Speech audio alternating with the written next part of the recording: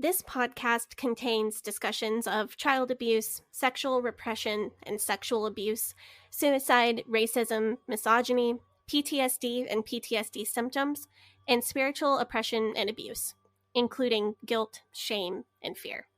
In most episodes, we will be mentioning some of these concepts in a general way without any graphic detail. If any of these topics or other triggering topics will be mentioned in great detail, we will let you know at the beginning of each individual episode, as well as in the show notes for that episode. Rolling river of time, you've healed me in too many days.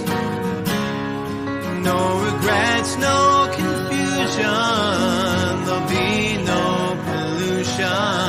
I'm so thankful I've decided to change my ways. Welcome back to the Leaving Eden podcast. My name is Gavri'el Hakohen, and I am not just here with my normal co-host, but I'm also here with a guest today. Would you guys like to introduce yourselves?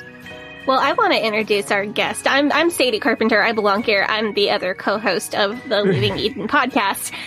But today we have with us a guest who has described herself as my biggest fan, which is just fantastic because I've also described myself as her biggest fan as well. So today we have Heather Heath here with us to talk about all sorts of things. I'm so excited. I can't wait. This is the interview that I've been looking forward to the most. Do you want to tell our listeners what other interviews you've had or about your book? Last week I did Dr. Oz. Wow, Dr. Oz. I just want our listeners to know that we're more exciting than Dr. Oz. Yeah, Sadie actually watched the interview. I didn't watch the interview. Anyway, you guys may know Heather as backslidden harlot from the internet. Are you on TikTok? Yep, Instagram? TikTok, Instagram. I mean, I'm on Facebook, but that's my regular name. And then Twitter, it's backslidden harlot, but just BK, slidden harlot. Heather is coming on our show because she has a book to promote, which we have read pieces of. I can say that this book is very good. It's very funny. And Heather is basically the same person as Sadie, but not. So if you like Sadie, you should buy Heather's book. What's it called? Lovingly Abused. Lovingly Abused. And when's it coming out? The ebook just got formatted today, so that should be in the next week or two. I know. I keep emailing the publisher, like, what's going on? What's going on? Are we doing it yet? Come on. And the physical copy should be, they tell me, 6 to 10 weeks. So apparently it takes a very long time to print a book, and I wrote a lot of words and included a lot of pictures. And I'm very needy, so it's taking them a while. Yes, I had to get my parents and my sister to sign a disclosure that I could use their pictures in the book. I don't use their names, but I use their pictures. So I just got like the biggest mental image of Arrested Development, where Michael was trying to get his family to sign off on rights for the movie. Very much like the Bluths. If you guys don't know already, the Leaving Eden podcast is the podcast that's mostly about Sadie Carpenter's life in and escape from the independent fundamental Baptist cult. We seek to educate people and to inform people about this cult, other cults, religion, fundamentalism, dangerous cult ideologies in general, and to promote freedom of mind, freedom of thought, and freedom of religion. Today, we're not talking about Sadie's life. We're talking about somebody else, but we might as well be talking about Sadie's life because, I've read this book. They're basically, I don't want to say they're basically the same person because that's... It's fair, we are. I would take that as a high compliment. I don't know about you, Heather. Yeah, I'm like hashtag goals. Yeah, if there was ever somebody, and I'm going to make a reference that all our former cult fans will get, if there was ever anybody that I met and I was like, oh, that's a kindred spirit, here she is on the podcast. Yes. Oh my goodness. Spirits is a thing on the outside too. Is it? Yeah, but do you know do you know what I'm referencing specifically? Because I know Heather does. Oh yeah, of course I do. No. Okay. Explain this to me. It's the book Anne of Green Gables. Oh, I've read that book. Okay, that's like a big thing in the cult. Oh, so it's like they love Maria von Trapp, they love Anne of Green Gables, they love John Wayne. Yeah, Anne of Green Gables is like a little bit rebellious because she's super feminist. Yeah, I wasn't allowed to read Anne of Green Gables. Oh my gosh, that's heartbreaking. I had all of the Ellen Montgomery books I was even allowed to read the Emily books. I don't know if you've read those or any of our listeners have not read the Emily books. I was allowed to read American Girl, but then I didn't get to finish Molly because she was a little too progressive. Oh no. You know, even shorter. I thought Kit had like the most sinful knee showing. I was too old for Kit. Oh, right. I always think like you're exactly my age, and you're actually my husband's age, just a couple years older. But yeah, you would have aged out just right before Kit. Yep. So Heather was raised where you were raised, what, in the IBLP, ATI? Yes. That was your thing. Because so we read in chapters of your book, you talk about your life experience. Do you want to basically give us a bit of a rundown? Okay, so I was always homeschooled. I say, you know, it's out of separation anxiety from my mother. She was like, I can't ever be away from this kid. So she discovered homeschooling and was like, yes, I can be with this kid forever. So I was homeschooled from day one, which were your parents religiously conservative or, you know, like really strict before that? Or was it the homeschooling thing that really got, you know, that got them into it? It was the homeschooling thing that got the ball rolling. But I don't know if I sent you a chapter about how my parents got into everything. My father's the one who's more strict in it, but it was actually my mother who got everything started. You know, that whole, like, the husband shall be won by the conversation of the wives crap. So she... I don't know about that. You want to talk about that? Sadie knows what that is. Yep, I'm following right along, and I was like, oh, he's not going to know what that is. Yeah, I don't know what that is, because we haven't talked about it. Exactly like talking to my husband. That's why I just play the podcast for him, and we save time having conversations. So... basically the husband, I'm serious. I literally do that. I'm like, you know what? Just listen to this and just we can save like an hour. That's what I'm here for. That is the best thing for me to hear. You are. So anyway, the husband he's supposed to be the authority. He's the giant umbrella holder and everybody is subject to his authority and opinions. But the wife can gently appeal and work on her husband's spirit so that he will eventually change his mind. So the husband shall be won over by the conversation of the wife. So if you're a woman and you get caught up in the IFB or the IBLP and your husband isn't convinced, okay, so like you know my husband Gavri'el, he's not IFB absolutely approved not at all. No, my husband is like throw holy water on him and tell the Satans to get out of his body. But yeah, my husband is like a giant metalhead. Great guy. Yeah, Jonathan. He's fantastic, but his personality and aesthetic and entire ethos are just not IFB approved. Well, if you put on a suit instead of, you know, like a denim jacket and metal Cannibal t-shirts. Corpse t-shirt. Yeah, a Cannibal Corpse t-shirt, then they'd probably be like, you know what, this is a very handsome young man. Yeah, he's got the haircut. That's it, He's got the haircut.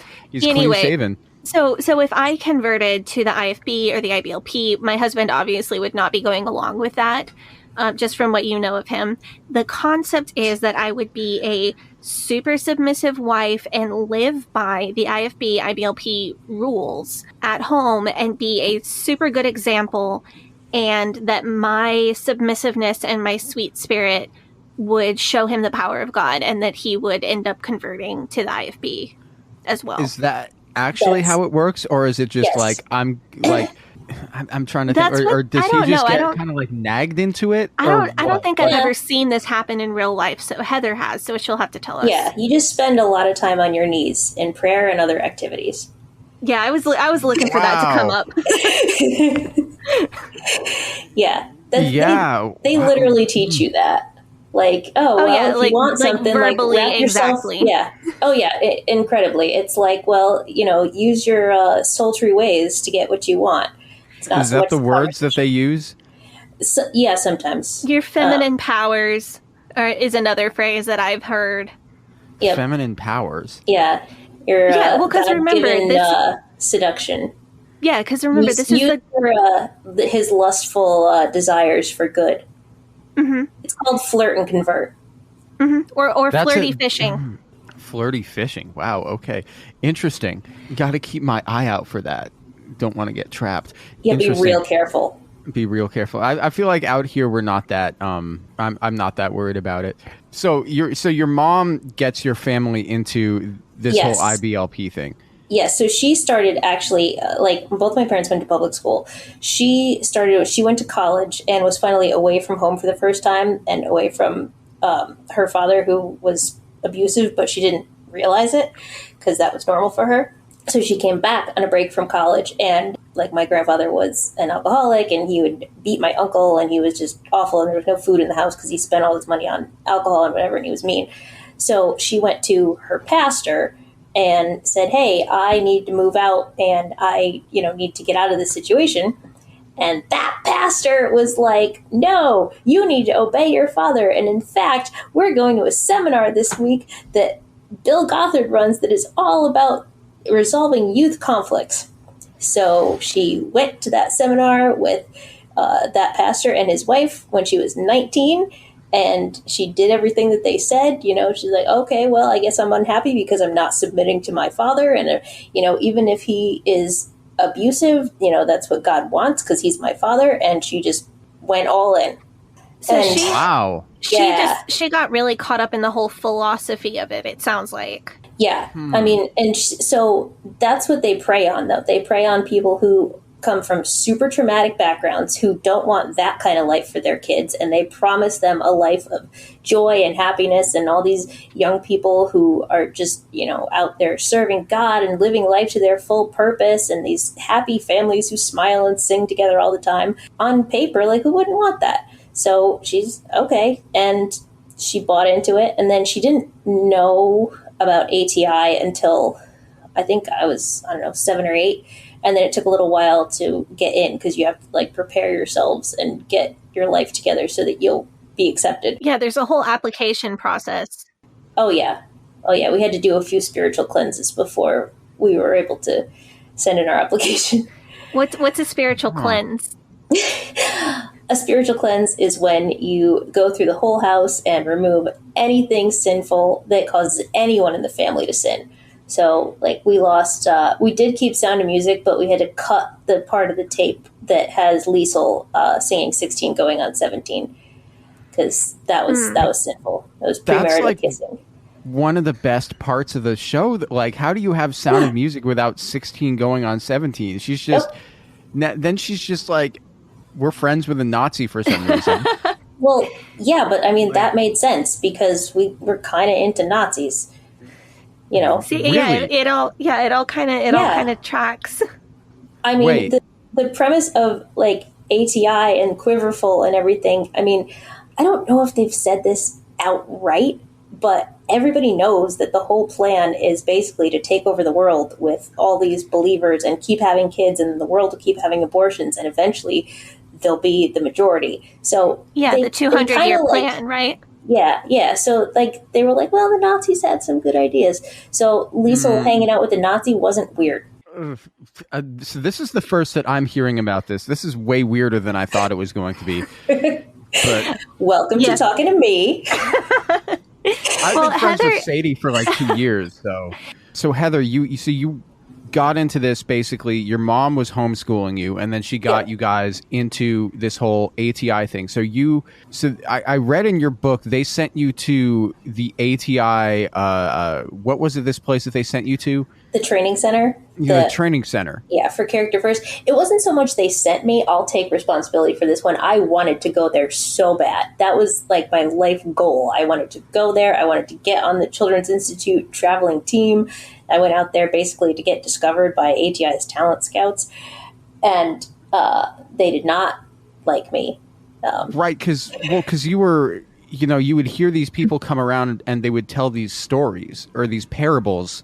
Yeah. And you really connected with that. I wanted to be that person so bad. I wanted to be the storyteller. My poor sister, every time my mother took a shower, I would sit my sister on the couch and she would have to listen to me practice and tell these stories and do the audience participation thing. And she probably hated that. But I went out there to the training center so that they said that's the best way to get discovered. So I went, and my parents, let me. And that's I'm sure it was a great it honor all went for them. downhill. I mean, they were like, are you sure? Okay. Yeah, that's exactly the experience that I had going to Hyles Anderson. My parents were like, they're not trying to talk me out of it, but they were definitely trying to make sure that that was my best spiritual discernment.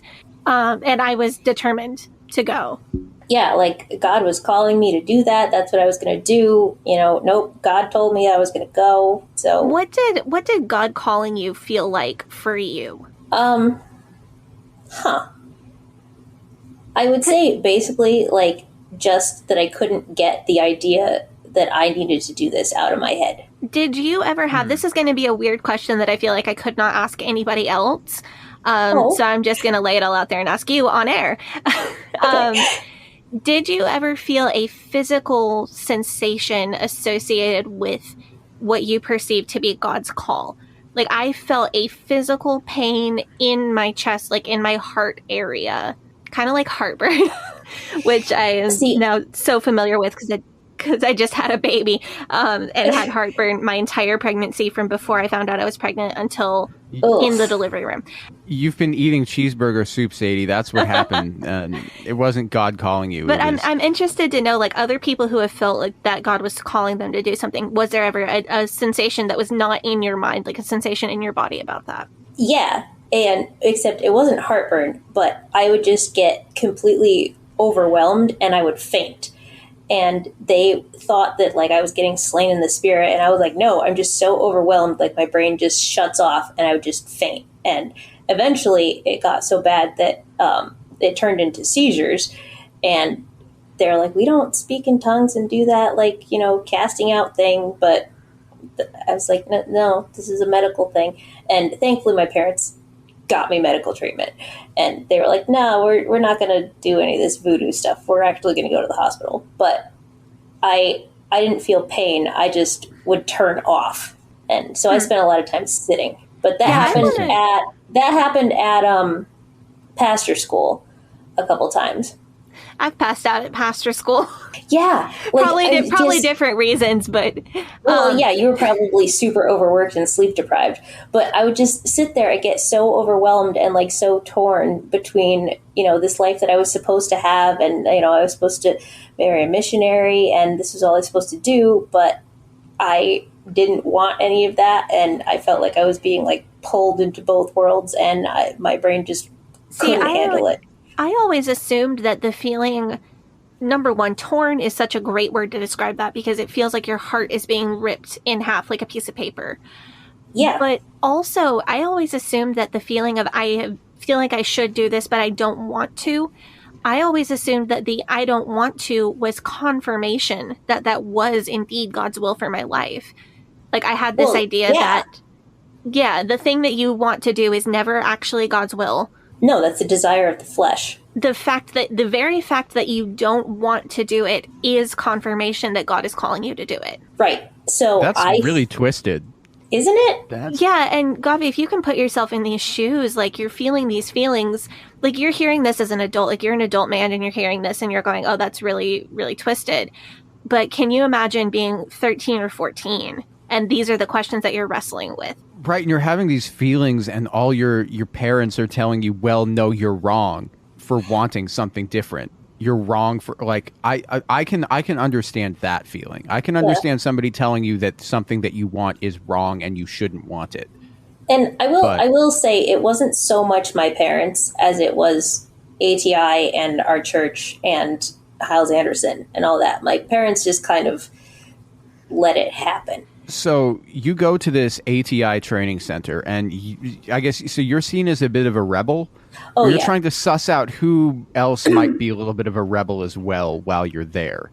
Yeah, I mean, it wasn't like my mission, but it's funny, in the basic seminar, Bill Gothard says, if there's two rebels in a room, they will find each other. And then I found the other rebel, and I was like, oh, I hate when Bill is right. So mad. Like, well, you know, broken clock kind of thing. You know, that I would like to commend you on the vulnerability of this book, because there is one chapter in which you freely admit to being attracted to a boy who wore zip-off cargo pants. Oh, I didn't even send you the chapter on Satan's doorbell. Oh, no. Is Satan's doorbell what I think it is? It sure is. You ring it, it leads to your sin cave. Why do we not have a video podcast that would pay so much money to see Javi's face right now? I'm gonna die. I told my father he has to skip that chapter. Oh my God. That seems smart. Yeah. He goes, well, Yikes. I don't want to make you uncomfortable. I was like, I'm not going to be uncomfortable. I wrote it. So you admit to a lot of things in this book. Oh, yeah. Oh, yeah. I think that, it was very interesting. So you meet up with this guy who's this rebellious guy who, they give him a heart check.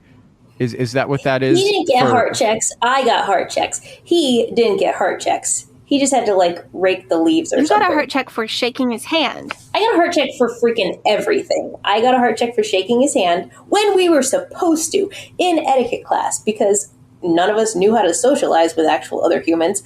So they were like, all right, you're going to go into public schools and teach, so you have to know how to interact with people.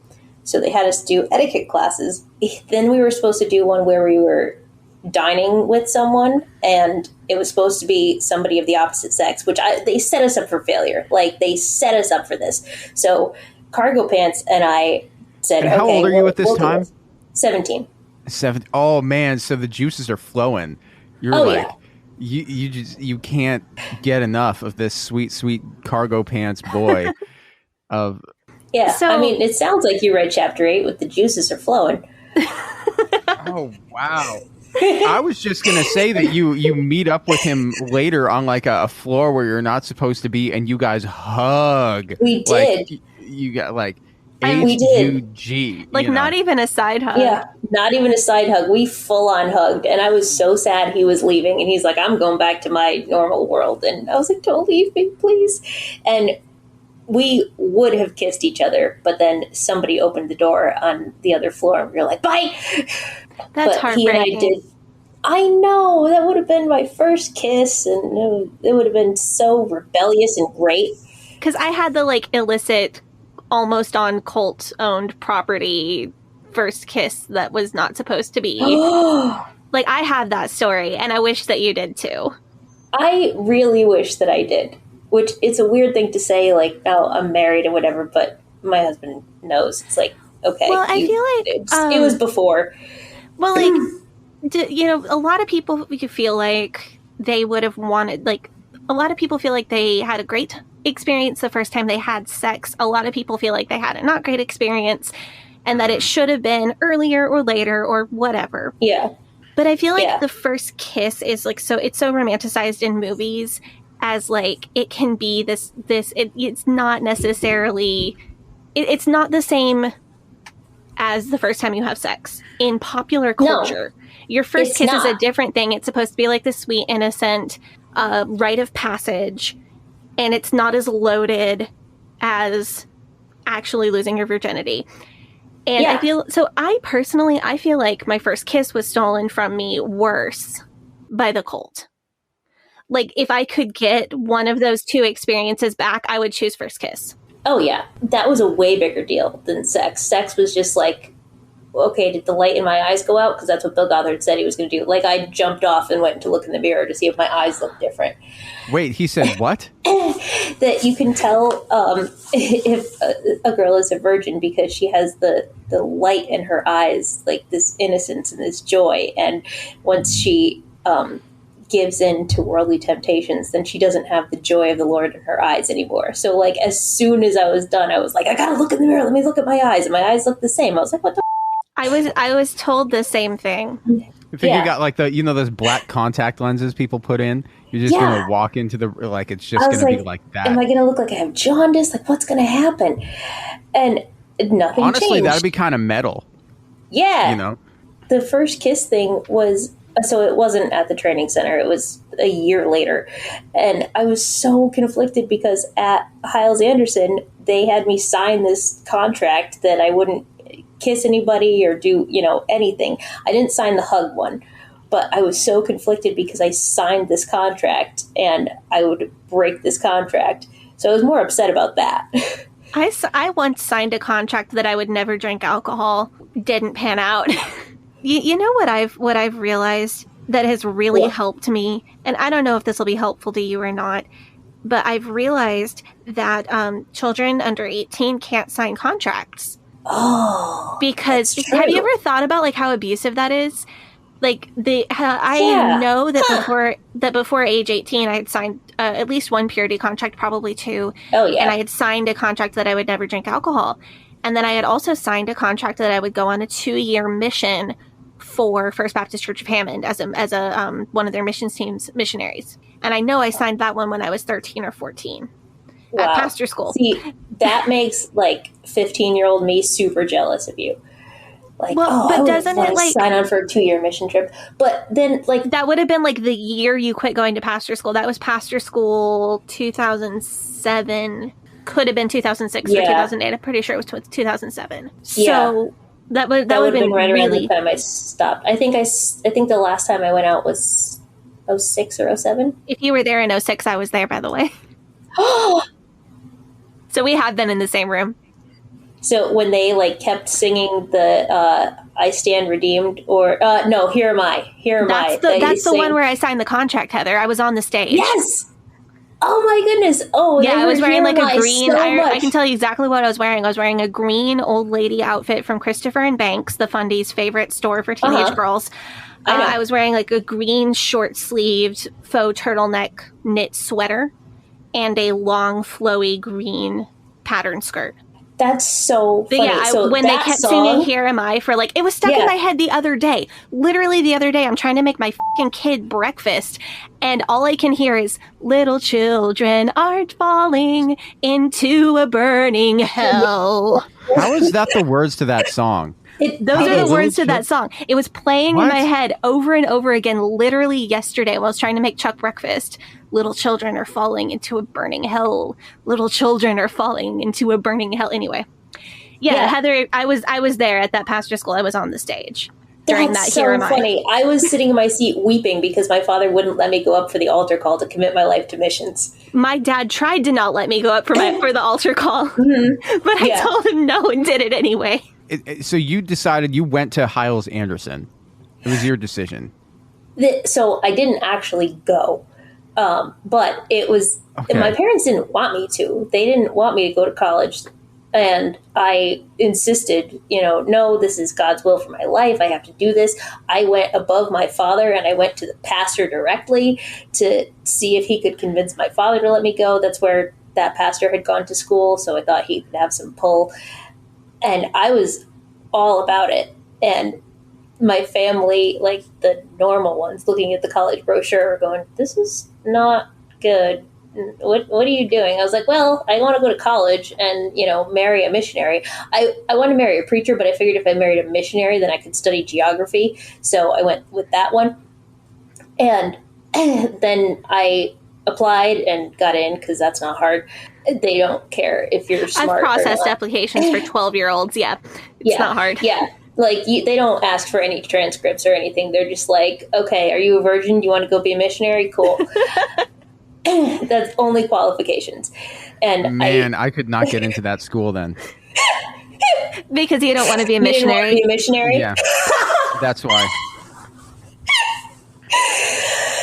Yeah, so, and I was about to go, and I said, they called to see, if I had like my works scholarship or whatever set up, and I said, yeah, I'm going to apply to the ambulance station kind of next door. It was really close, and work as an EMT there. And they said, no, you're not, because that's not one of our approved female jobs. So they sent me a list of the jobs that I could do. I could be a telemarketer, and I could do like housekeeping and secretarial work. I said, no, I'm already an EMT. I'm gonna do this. And they said no, because it's against the policy to wear pants. So they wouldn't let me. And then I was really super conflicted about that because I loved being an EMT. And my then friend from the same church, we've since broken up. She was supposed to go to Hyles Anderson also, and we were going to be roommates. And I was so afraid to tell her that I wasn't going to go. But I remember we were sitting across the church from each other on a Wednesday night, and she could see me and I was crying, and she looked and she's like, we could have that conversation with our eye. And she's like, what did you do? And I'm like shaking my head like, I'm not going. And she's like, I'm going to kill you. So she also dropped out, which I got blamed for her downfall into her life of sin because I dropped out, causing her to drop out. But that's it's their words, her life of sin, not mine. Yes. So this decision so you became an EMT because you spent so much time in the hospital because with my grandma. Yeah, with your grandma. So I think that's a very interesting, also like a sweet story. And also in this book, you describe watching this man preach, this guy, Mickey Bonner. Yep. And he's preaching and he's preaching and he's preaching and then drops dead. Yep. And did he die? Yeah, he died right then on the stage. And what? I guess he had a heart attack. Yeah, that was my first Knoxville conference. I was like, oh, this is intense. I was in the dorms, though, watching it on the broadcast TV. And then a bunch of the alert guys went up and started to do CPR. And I think one of the girls on TikTok, Lindsay, I think she was like backstage working on stuff when he died. She's like, oh, yeah, I remember that. And I was so frustrated being like, well, I mean, I'm 9. I can't do anything. But I thought, well, I want to be the one who goes and helps instead of the people in the audience singing Amazing Grace, which isn't helpful. So I wanted to be an EMT. And being an EMT turned out to be your path out. It did, because I dropped out of Bible college. I dropped out of Hyles-Anderson. I rescinded my application, I think, a month before I was supposed to leave. And people kept calling me, and I don't know. I mean, I think it got to the point where the hookers started calling and telling me how... Wait, who? What? Okay, who's going to explain it? There's a family in Hyles-Anderson First Baptist Church. Their last name is Hooker, and they have a bunch of daughters. 6. And they have 6 daughters. One of them married Jack Scott's son. Yeah. So they're like high up. They are. So they're very high up, and everybody just ignores the fact that they're the hookers. Yeah, people will like, oh, hey, here come the hooker girls, and nobody like acknowledges it. Nobody bats an eye. And you know who's worldly because they laugh at that? Yep. Oh, yeah. Interesting. And Gavi, these are you remember me mentioning the God honoring sex playlist? Yes. They happen to also be the people who created the God honoring sex playlist. Wait, so is it on Hooker's Spotify? got to branch out, man. No, it's a CD. I've been trying to find it on eBay. Okay, yeah, so in that episode, I think that we talked about, because it's like whale sounds or something, Yep. or like... But no, so what Heather is saying, though, like, if people high up on staff are calling, then, so they will really, really, if you're supposed to go to Hyles-Anderson and then you say you're not coming, they will do anything to try to get you there, because in their minds, oh, the devil is fighting you and you're going to be a powerful warrior for God. So we have to try to save this person and get them to Hyles-Anderson. Which it's basically like what Sadie was saying, where if it's the thing that you want to do, if it's a desire of the flesh, then that's how you should have the confirmation that what you don't want to do is the thing that God wants you to do. So because I wanted to go be an EMT instead of go to Bible college, that was a desire of the flesh. And that meant that God was definitely calling me to go to Bible college. And they were real mad that the girl who was supposed to be my roommate dropped out because of me. So I was causing others to sin and lose their purpose in life by my selfish actions. Wow. It's so selfish to like want to put your life on the line to save other people. Yeah, so I dropped out of that and I went to paramedic school instead. So you go to paramedic school. And there's this guy Brandon here who's and this is a move. Sadie, I'm wondering if you think I should try this move. If you think I'd have good results with it. Is that so? Brandon's into you, but the only way that he's trying to hit on you, he writes down the lyrics to "I Don't Want to Miss a Thing" by Aerosmith, which is a great song. I didn't know until now that it was by Aerosmith. Well, it's from the movie Armageddon. Which I didn't see because it wasn't based on biblical principles. It was spaceships. I had rapture anxiety anyway. I wasn't going to watch it. Yeah, so he writes down the lyrics to "I Don't Want to Miss a Thing" by Aerosmith, and puts them in your pocket, and you're like, man. Yeah, I was like, wow, he can write. This is a great, like, oh man, he wrote this for me. I am pretty sure that's happened to me. Not the same song, but I'm pretty sure somebody's done that to me with song lyrics. Do you think I should try? Like, would that work? Does that work? I mean, I think it's sweet. Yeah, I still like think that my husband is hilarious when he is hilarious, but when he quotes something, I like give him credit for it. He's like, no, that's from a thing. We are the same person. Funny. We are the same person, and by the transitive property, our husbands might be the same person too. Yeah. I'm starting to get concerned about this.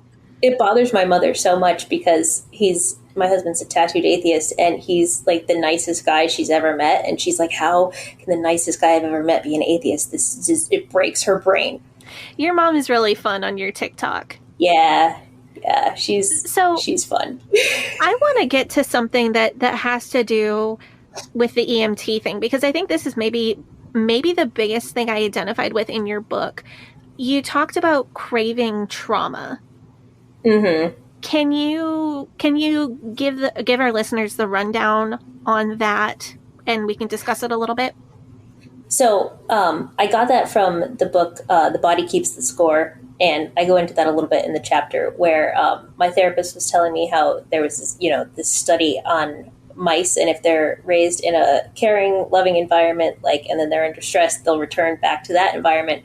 But if they're raised in a hostile kind of thing, then if anything happens, they'll return back to the hostile environment, even though they have a comfortable environment available, because that's what they know and that's their default and that's home to them. So you're more comfortable in crisis than comfort. And I feel like that's how it is being a medic. Like, I am so comfortable when it's everybody else's worst day and I'm just there fine, because I'm used to, we idolized persecution and, trials and tribulations. So why would I not want that? So that's what my brain knows as fabulous, this is where I should be. Yeah, it's been programmed into you that when everything is going wrong, that's when God is with you, that's when God is close to you, that's confirmation that you are doing the right thing. So you get all those feel-good brain chemicals. Yeah, and that's when you're in a situation where everything is a blessing. Yeah, and that gives you probably chemically a shot of, I don't even know, dopamine or whatever. Dopamine, serotonin, yeah. Yeah, is that right? Okay. Yeah, the only two things that make me happy, dopamine and serotonin. That's cute. I want that on a t-shirt. So would you relate this to, I think something that you touched on several times through the book, is that you talk about something which I would characterize as a masochistic desire felt by many of these Christian fundamentalists to feel as if God is testing them? Yeah, is that how you would describe it? Kind of. I mean, I don't feel I don't want people to suffer so that I can feel closer to God. I just want to happen to be there if it is happening. Interesting. Okay. I don't want people to call 911, but if they do, I want to go. I feel like I have the same tendency, but for you, I think the IBLP or the ATI more focuses on persecution and violence, where the IFB focuses a little bit harder on being really, really busy or being overworked or overstressed.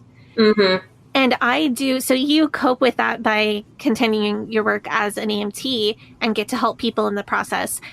I cope with that by keeping myself super busy, and hopefully I get to help people in the process too.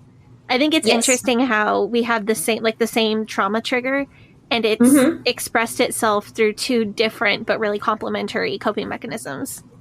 And so this is off topic, but it's funny you said the trauma trigger thing, because if you watch the Dr. Oz interview, I got really annoyed when he said, okay, now be honest, and I was like, I've been honest the whole time.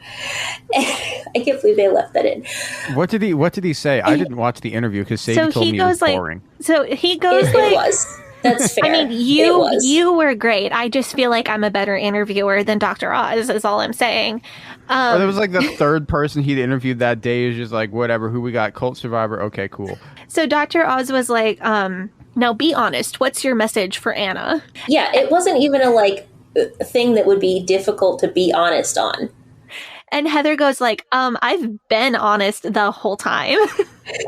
Because I'm so used to people accusing me of sinning and accusing me of lying and all this. I was like, hey, and I didn't realize that My reputation will not be besmirched. Yeah, stop accusing me of sinning. I wasn't. And that really did it for you.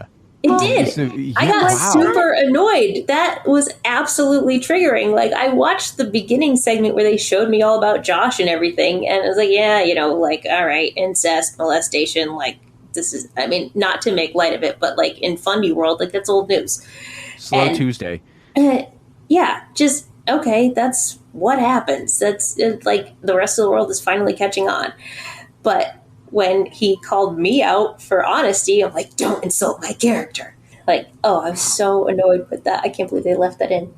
But things like that will trigger me more so than, like, seeing a decapitation. So we're going to take a quick break right now, and then we're going to go take up the offering, and then we're going to come back. What are we going to talk about when we come back? When we come back, let's talk about the book itself, the title, and why you chose it.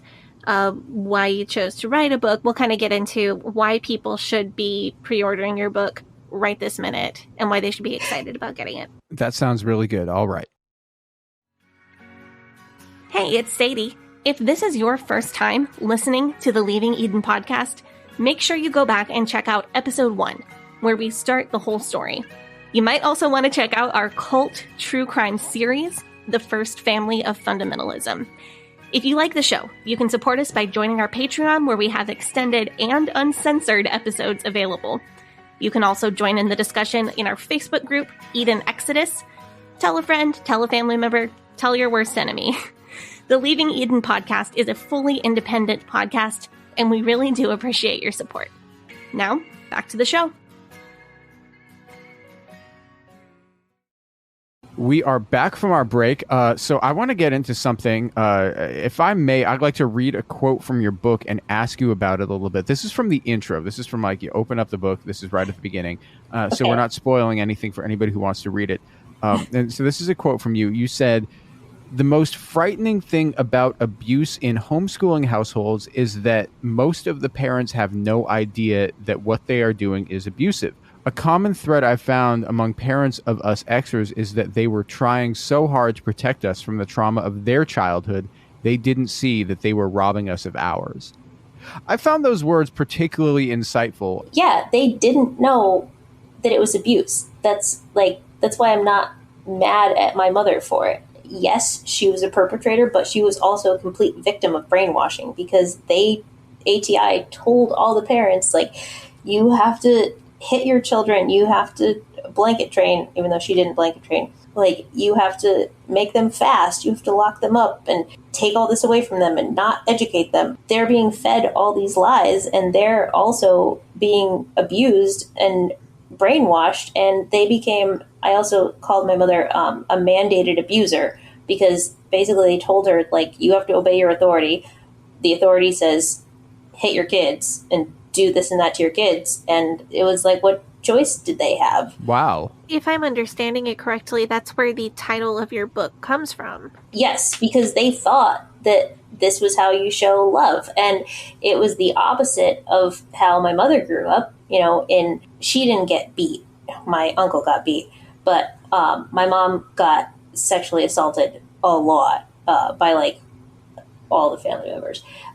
So, like, that wasn't happening. So she thought, okay, well, since it's not this trauma, this must be how you show love, because I don't know how to do that, and this is how they're telling me to show love, so I guess this is what we do. And so are they, like, parading out all of these, look at how, like, wholesome and beautiful this family is, and they're all singing together, and you're like, I want that.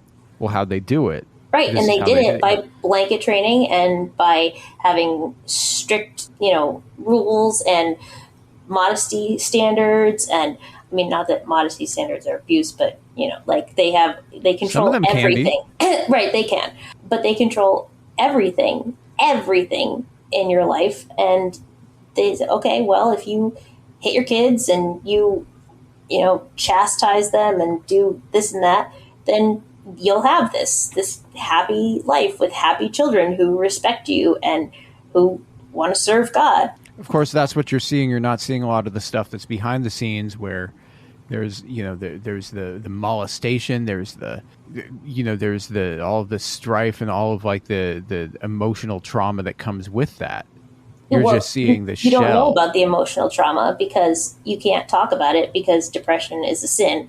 Like, that's why in the spiritual cleanse, you have to get rid of all your Winnie the Pooh tapes because Eeyore normalizes depression. Oh, no. Yeah. Wow. What I was going to say is that I think we have very much the same perspective on our parents. Yeah, I'm mad at them for doing it, but I'm not, because they just tried to do the right thing, and that's what they were told was the right thing. So do you find that a lot of people end up, like you've described your parents getting into this basically as like overcorrection? Right. Would you say that that's kind of a way that a lot of people get sucked into this? Absolutely, because and I've heard, I don't know like as a solid fact, but ATI has less than 1% second generation families. So most of the people are coming in brand new, like they've had worldly lives and they have these fabulous testimonies of how they were saved from this sinful life. And very few of them are there because they were raised this way and stayed that way. They're there because they're looking for something completely different. So they're recruiting more people than they're raising kids in the system, but they're having all of these kids. So does that mean that all of the kids are basically getting out and being like, I got out of this, I escaped this? Or what's happening with all those kids? Or is there just so many people that they're recruiting?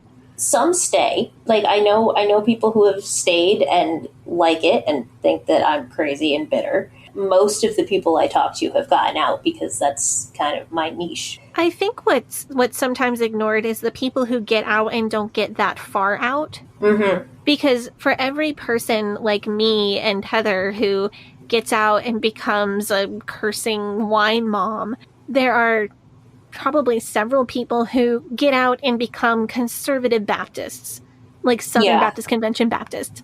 There are people who get out and become kind of, marginally Christian, but a-religious, and, they wear jeans and go to movies, but they never speak out about what they went through. That's pretty much my sister. Like, she's still a Sunday school teacher, Baptist, but, will wear shorts and tank tops and, go to movies and do things like that. But she's still conservative. Yeah, there's so many people that adopted the trappings of outside life, all of the things that we were not supposed to do, but they don't, they're too, and I'm not blaming these people, they're too traumatized or they're too educationally neglected to go back in. Heather, I kind of see like what you and I have done. It's like running out of a burning building. Mm-hmm. And if you're going to do deconstruction and really think through your experiences and your faith and try to come to conclusions about all of this, it's kind of like going back into the burning building for a little while. It is, and it's exhausting. And I don't blame anybody for not wanting to. I really don't. No, it's so much easier to stay and have all your choices made for you, and everything is just black and white, and everything is, this is the way it is. You don't have to make any decisions. You know all the answers to everything, and you don't have to decide how you feel about anything, and you don't have to examine any of your beliefs, and that's really uncomfortable to do. And, to find out that everything you've been told is a lie, and that dinosaurs didn't exist at the same time as humans, and it feels like just the betrayal of your entire childhood, and that's a lot to process. And it's also, if you can't stay, it's also easier just to walk away and kind of leave it all behind and never really think about it again. Right. So here's a question that I've got for you regarding this topic is, being an EMT, that was sort of your way out. So how long after really getting out of this did you start the deconstruction process? Was it immediate where you're just like, okay, I'm out, I need to figure out what actually happened here? Or did it take several years? It took several years, and it's still happening. Like, that's a common theme I think I've heard from so many people who have the same experience, is that they'll be out for 3, 4, 5, 6 years, and then they'll...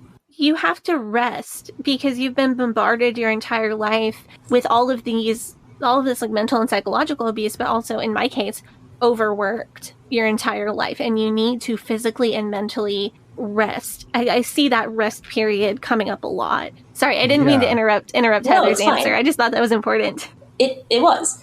And it's an ongoing thing, because it's not like you can say, okay, here's a list of all the things that I believed, and here's everything that I thought, and all these little thoughts that are hidden in my head, what's true and what's not. You can't like go through and take an inventory. They just pop up, and you never know when they're going to pop up. And you go, wait a minute, that was that? Okay. It's like just constant surprise parties of deconstruction. It's exhausting. I love that description because it's so terribly accurate. Constant surprise parties of deconstruction. It is. Like, you don't know when it's going to hit you. You don't.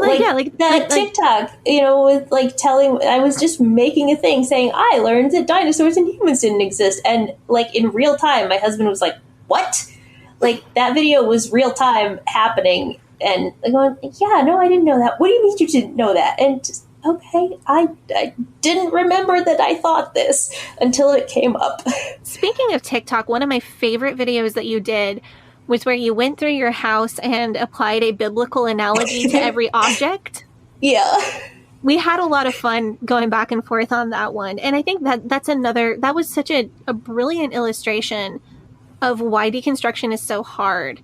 Gavi, I don't know if you've seen that particular TikTok, because I know you don't spend a lot of time on it like I do. I am not on TikTok at all because... It's a good life choice. I am a 28-year-old man, and if you're a 28-year-old man on TikTok, that is absolutely a red flag. Yeah.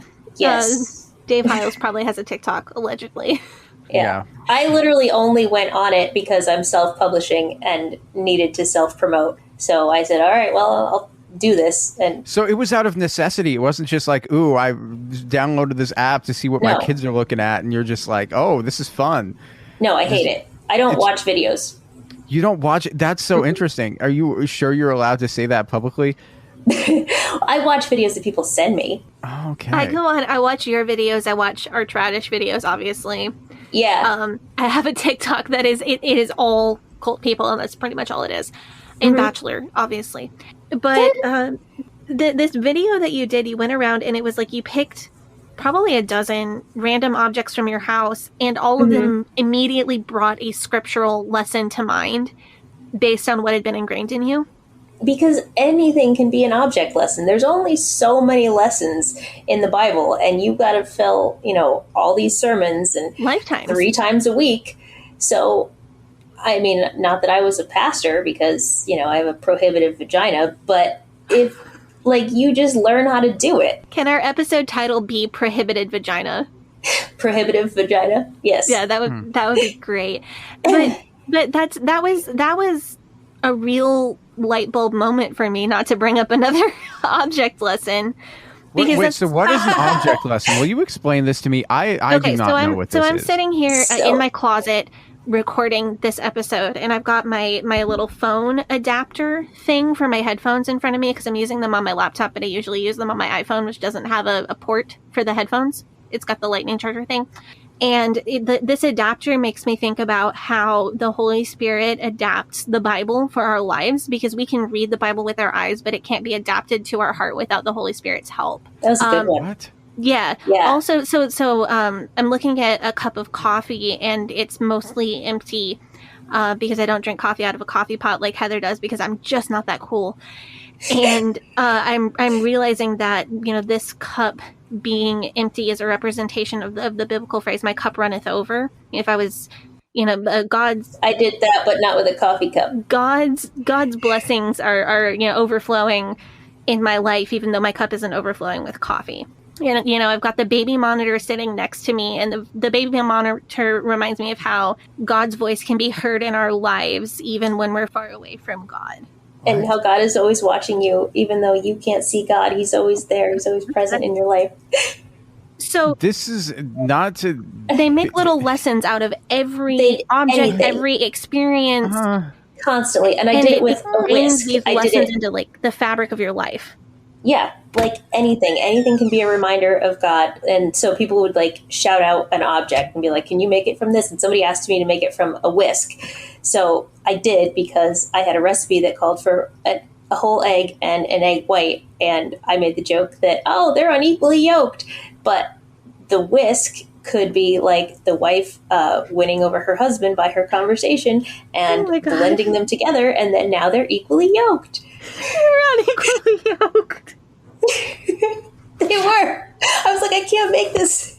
They're unequally yoked. You are one of the funniest people I know. You really are. You need to make better friends. Here's a question. Can we, how about this? How about I pick an object that's sitting in front of me and you get to make an object lesson out of it? An object. Oh, real-time object lesson. Okay, this is real-time object This is like lesson. the worst game show ever. Okay, That's here we every go. episode. I have in front of me, you know what this is? So No. I have I have some Expo whiteboard spray, which is the spray that you spray on a whiteboard when you want That to is erase way it. too easy. Mm-hmm. That's so easy. That's go just first, Heather. the Holy Spirit cleansing you, and it's send to, you can have all these marks on your heart. They could be from all the temptations of the world. There is sinful bitterness and how the world has hurt you. And if you invite God into your life, the Holy Spirit and that spray bottle will just cleanse it all away. See, I'm going to go with the spray bottle. It's the blood of Jesus, because you can wipe your sins away with a paper towel dry, and you think that nobody can see your sins, and you think that your good works will cover your sins and you can get into heaven. But actually, you need the blood of Jesus to make you actually clean enough to go into heaven. That's a better one. That was better. Those were both really good. Both work. Both totally work. How about this one? Okay, I have a coaster, which is Too easy. No, here's the thing though. It's not just any coaster. It's a coaster with the album cover of the Jimi Hendrix Experience. Are You Experienced on it? So it's a Jimi Hendrix coaster sitting on my desk. Okay, in front so of me. I'm gonna go off. Do you want to go first, or should I go first? I feel like yours is going to be better, so let me go first. So I feel like the purpose of the coaster is to protect the table from the moisture and the things that could ruin it and the outside influences. So the coaster is like the interjection between the world and you, the table. But Yeah, the coaster is your standards. Yep.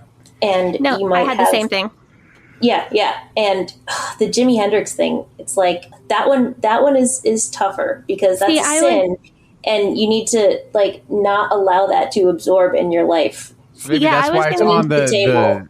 maybe that's why it's not on the table side of the coaster. It's on the drink side. It's on the drink side, because the Yeah, I world was can, gonna go with can like your absorb that into sinful, it. And your sinful experiences can, if you've turned those over to God, then they can remind you of the consequences of if you get sin in your life. Moisture from the cup on your desk is sin in your life. So your and you need to keep experiences that can remind away you from the yourself, consequences. so you have a shield. Yeah, Yes. so now you've built a sin shield. Yes. Okay, so I have one more, which is the last one we're gonna do. We'll see who has the best one of this one. Is that this is like like a little cross stitch. It has a quote on it, and the quote is from a Kanye West song, and the quote is, if I may read this, it says, "I don't need your bitch. I'm on my own dick." See, Jack Hyles had a cross stitch analogy. I don't know what he would think of the quote. Yeah, he said that his mother would do cross stitch and embroidery, and sit from his position on the floor by her knee. It looks like a mess, but when she turned it over, it was beautiful. And God works like that, because your life may look like a mess from underneath, from on earth, but when you get to heaven, you'll see how beautiful your life was. With the quote, you could just go with their whole idea of patriarchy, and you don't need a woman to tell you anything. Like, I'm a man and I'm complete. You know what? No, you win that one. That's better. That's more relevant. Great.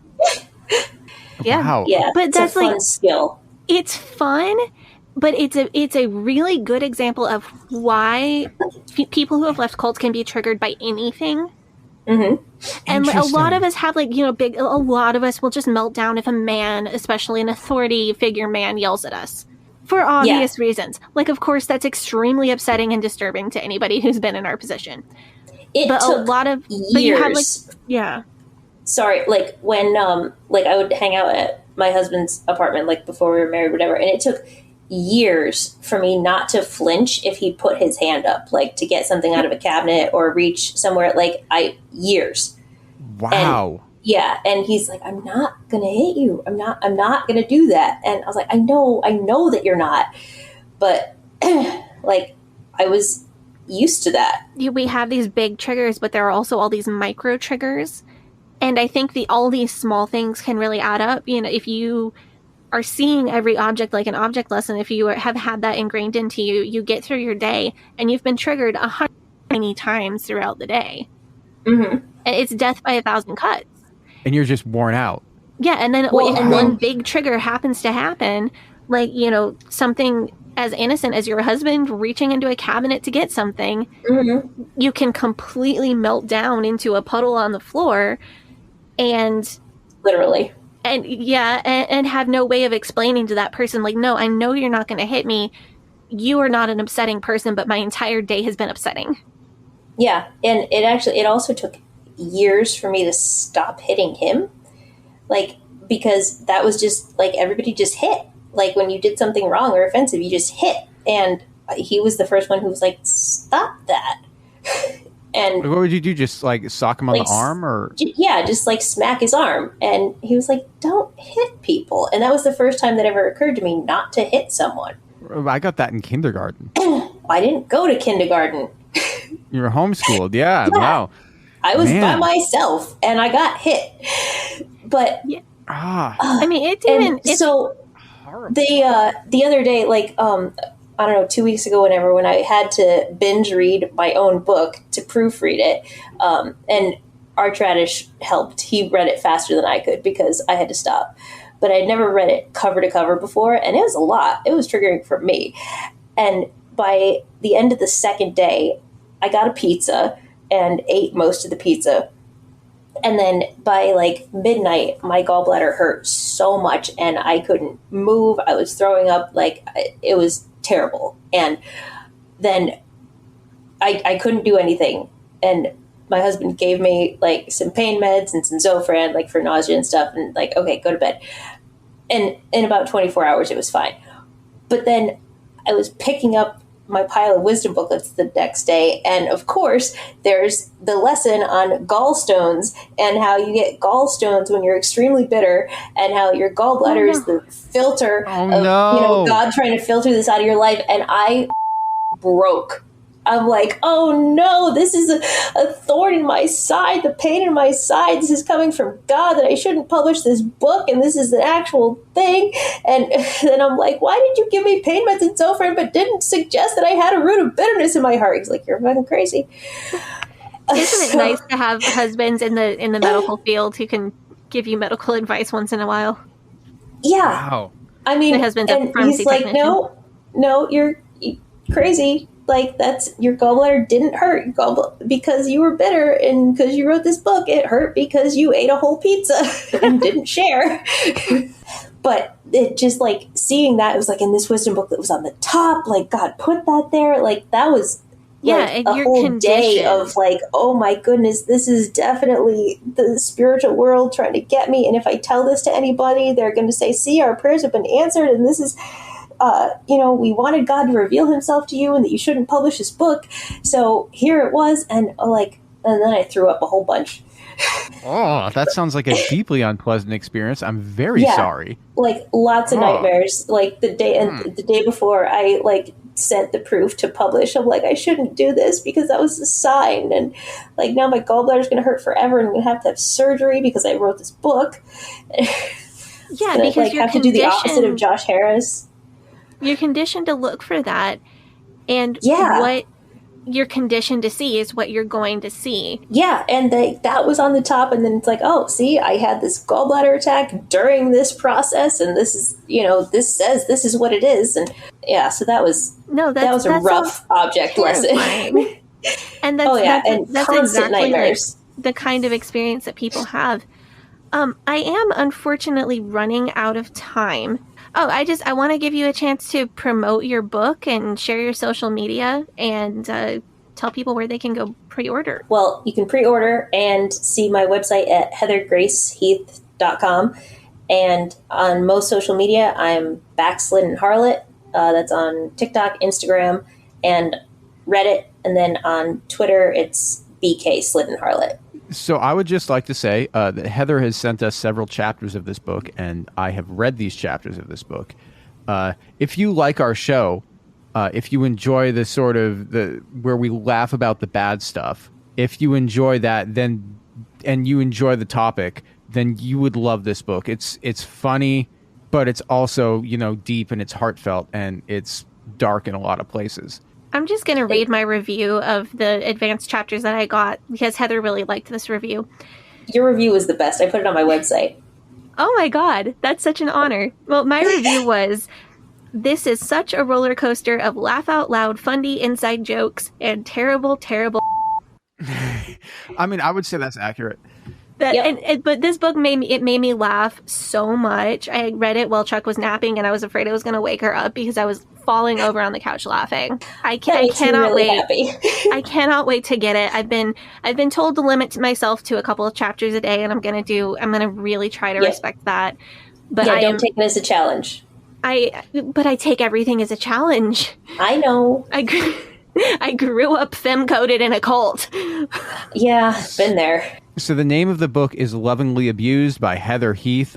You can pre-order it right now. She doesn't have a release date just yet. Maybe by the time we put this episode out, she will, at which point, if that is the case, we will put a link in the show notes. We'll put a link to pre-order it in the show notes, but we'll put the release date in the show notes. We'll probably put the release date in the episode title too, just so that you know, just from looking at it. Awesome. The ebook may be out by the time this airs.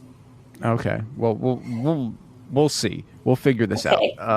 Well, I had so much fun talking to you. I seriously could have talked to you for hours. Yeah, I need you to write another book so we can have you on the podcast again or something.